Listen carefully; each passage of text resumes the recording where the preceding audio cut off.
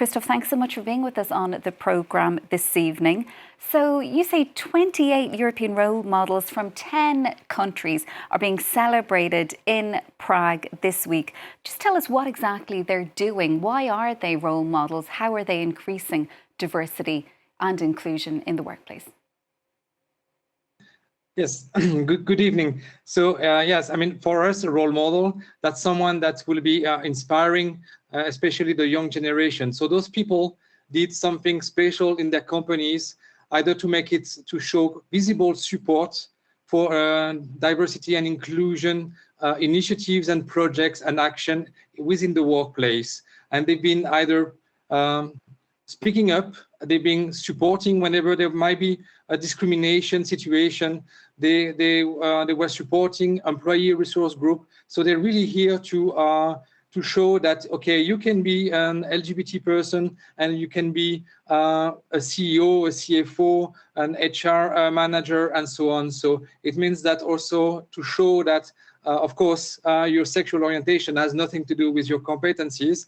And what we are very proud of at European Pride Business Network is that this year it's 10 countries that are going to be presenting candidates to be European role model. And we need to leverage this action that already existing in some country like France with the L'Autre Cercle. I mean, it's having it at the European level to show that at the scale of Europe, that we have people that are visible, courageous, and proud to be LGBTQI plus people. And how does France then compare with some other EU countries, specifically the 9 others that you refer to there? Because we know that 1 in 3 LGBT people here in France say that they've experienced some kind of discrimination in the workplace.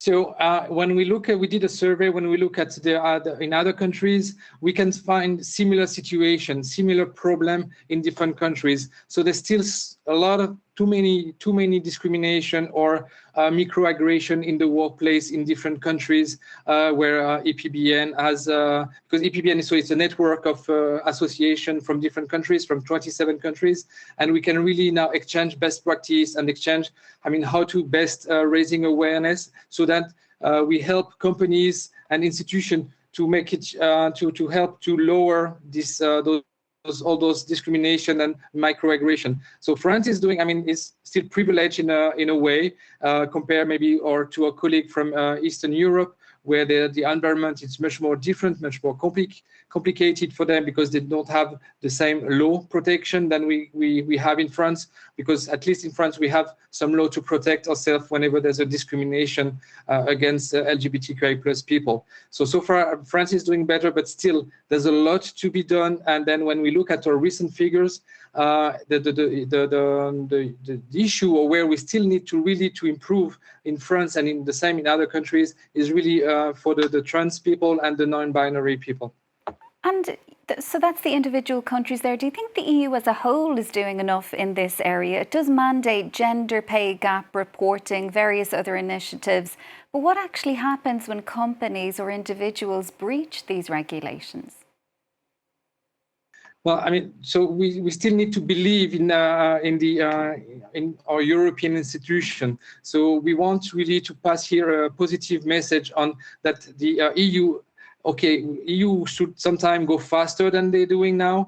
They should maybe take more firm, or I would say courageous decision, but still they are doing it. They like typically, like when Hungary recently was passing a law that was completely against the European values, then the European Court of Justice take a firm decision to condemn Hungary. So we need to bring to speak up more about those different discrimination, not only against LGBTQI plus people, but against all the different discrimination. And we need to create alliances so that we can protect better the people within the workplace.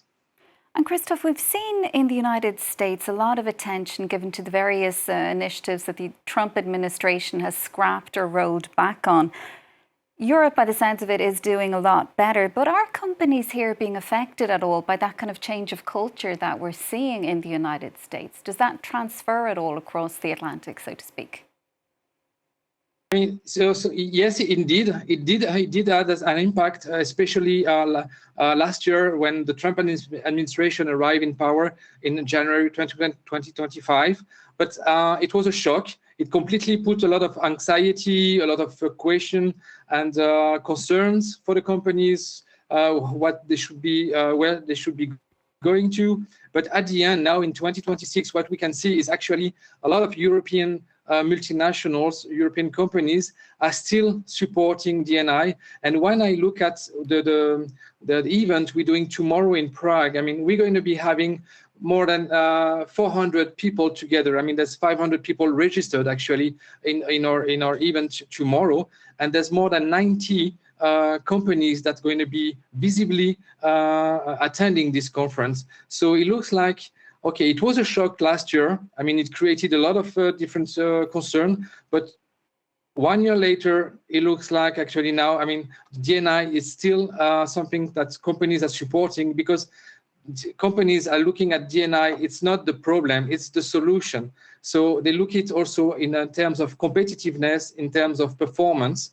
So they are completely now still supporting. Some companies may be more silent than others, but when we discuss with the different companies, we see that they are still supporting it.